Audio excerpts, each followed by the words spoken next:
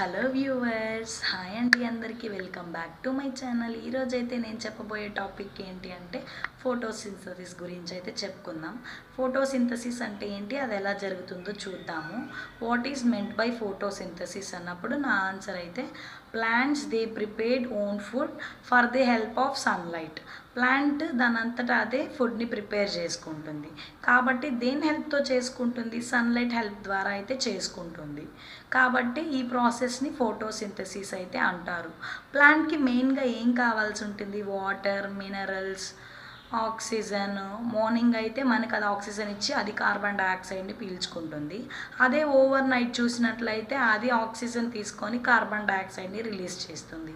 అందుకే అంటారు చాలా వరకు నైట్ టైమ్స్ ఎప్పుడూ చెట్ల కింద పడుకొని నిద్రపోకూడదు అని చెప్తారు.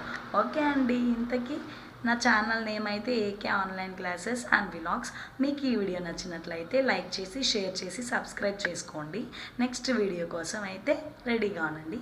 మీకు ఏమైనా డౌట్స్ ఉంటే కామెంట్ సెక్షన్లో కామెంట్ చేయండి. Okay, bye.